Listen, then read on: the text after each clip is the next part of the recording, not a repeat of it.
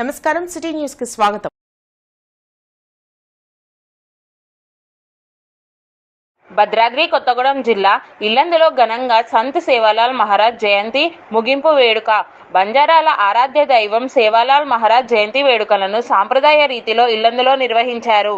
285వ జాతీయ ముగింపు వేడుక సందర్భంగా కోటిలింగాల క్రాస్ రోడ్ సేవాలాల్ ఆలయం నుంచి ఇల్లందు పట్టణంలోని సింగరేణి పాఠశాల క్రీడా మైదానం వరకు కొనసాగిన శోభాయాత్రలో భక్తులు, ప్రజాప్రతినిధులు, అధికారులు పాల్గొని సందడి చేశారు. ఈ సందర్భంగా నిర్వహించిన కార్యక్రమంలో జిల్లా కలెక్టర్ ప్రియాంక, ఎస్పీ రోహిత్ రాజ్ పాల్గొన్నారు.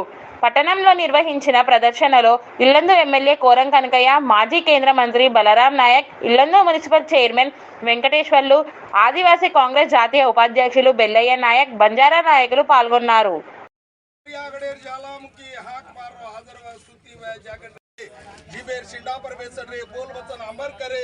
सुतेरे सपने बेटे हड़त्या चलते साथ साले देवी मट्टी उठा सोनो बड़ा हीरा मोती रे पार करे लगा पापी सेनी दोष पाताल घाल धर्मेर छा तू फेर वाळंगळो लोर वाड घाल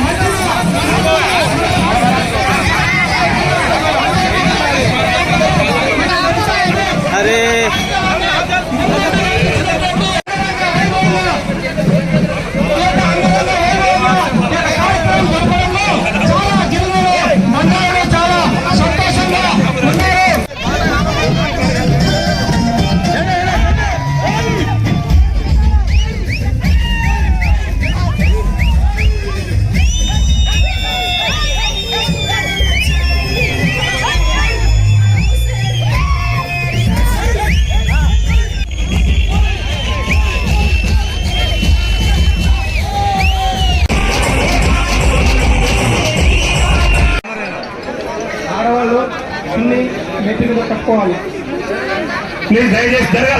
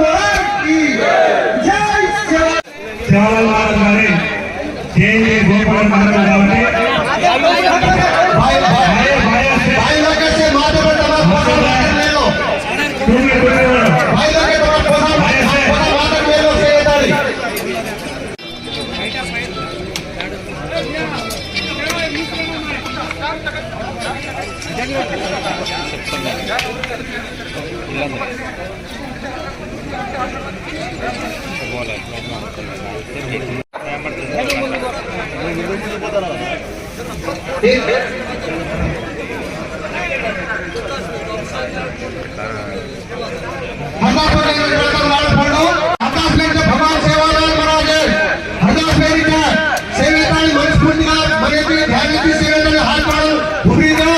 जय बोलो सेवालाल महाराज की जय. देवी जगदंबा. आपण भोजू महाराज भगवान राम राम महाराज प्रिय शिशुरो और भगवान मानकी आज काय सिर झुका देता अंगारी गोचा ज्ञान ज्ञान अध्यक्षा कृपा रकाड मनेरीच्या पुरी कार बाल बच्चा सुखी रकाड जोडावो अमर रकाड बेटी जान माटी दे खिला अंकुरिया स्कंदी जीवे सीधा प्रवेश में बोल बचन अमर करे सेवा भाया तारे खाड़ूगा भगवान जी गाजीवाड़ा झाड़ जंगले में बचे गुण घाटा ठाने निर्वाह कमिटी स्टेज में किसने आपने गुड जस्ट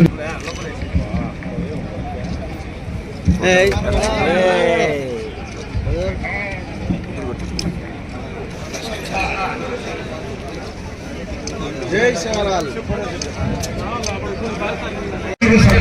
ధన్యవాదాలు. ఇదే విధంగా మరియు ముఖ్య అతిథులు వెంకయ్య గారు బంజారా సోదరి సోదరిమణులందరికీ కూడా మరొకసారి శుభాకాంక్షలు తెలియజేస్తూ అద్భుతం. ఈ యొక్క 5 సంవత్సరాల కాలంలో నేను ప్రతి ఒక్క జయంతి ఉత్సవంలో పాల్గొంటున్నప్పటికీ ఈ రోజున జరిగినటువంటి ఏదైతే సేవలాల్ జయంతి ఉత్సవాలు చివరి రోజున ఎల్లెల్లు పట్టుకోవడం పెద్ద ఎత్తున జరుపుకోవడం అనేది చాలా సంతోషం. రాబోయే కాలంలో కూడా ప్రతి తండ్రులు కూడా గొప్ప పండుగ మరి కార్యక్రమం ఏర్పాటు చేసుకుని ముందుకు పోవాలని విజ్ఞప్తి చేస్తూ ఉన్నా. గోవింద చంద్ర నుంచి జేకే వరకు పెద్ద ఎత్తున సేవలాల్ జయంతి శోభయాత్ర మరి పెద్ద ఎత్తున ఘనంగా జరుపుకొని వారికి ఉన్నటువంటి విశిష్ట సేవలన్నీ కూడా ప్రజలకు అందే విధంగా చక్కటి మరి సంధ్యా చేసినటువంటి పెద్దలు గురువారు భోజరాజు గారు మరి వారికి ఇంత గొప్ప కార్యక్రమాన్ని విశ్లేషించి సేవలాల్ గారు ఇక్కడ పుట్టారు, వారు ఇచ్చినటువంటి సందేశం ఏంటి, తండాలో ఉన్నటువంటి ప్రతి ఒక్కరు కూడా అబద్ధం అనుకుంటా దొంగతనం చేయకుండా మధ్య మాంసం తినకుండా ఉండాలని చెప్పి వారైతే సందేశం ఇచ్చారు. దాని తుడిత తప్పకుండా అందరూ కూడా ఎంతో కొంతమంది పాటించే విధంగా ప్రయత్నం చేయాలి. ఈ సేవలాల్ జయంతిని ఇంకా పెద్ద ఎత్తున మరి జరుపుకునే పడ్డలు తెలంగాణ రాష్ట్ర ముఖ్యమంత్రి గారైనటువంటి రేవంత్ రెడ్డి గారి నాయకత్వంలో ఎంతో కొంత మొన్న 2 కోట్ల రూపాయలు మన బడ్జెట్ ఇవ్వడం జరిగింది. దాంతో ఒక నియోజకవర్గానికి వచ్చినప్పుడు 2,00,000 మూలకు వచ్చాయి. అన్ని మండలాలు జరుపుకుంటూ ఎల్లరూ నియోజకవర్గంలో జరిపే విధంగా ఇంకో కొంత బడ్జెట్ కేటాయిస్తే బాగుంటుందని చెప్పి ప్రభుత్వంతో పాటు అదే విధంగా జిల్లా కలెక్టర్ కూడా విజ్ఞప్తి చేస్తా ఉన్నాం.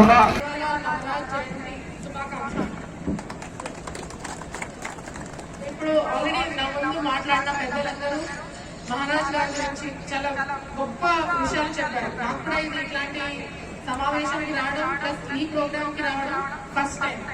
సో ఫస్ట్ నేను రాగానే ఎంటర్ అయినా చూసింది ఇంత పెద్దగా ఆర్గనైజ్, ఇంత గ్రాండ్ గా ఆర్గనైజ్ చేసినందుకు ఫస్ట్ ఆఫ్ ఆల్ ఇక్కడ ఆనరబుల్ ఎమ్మెల్యే గారికి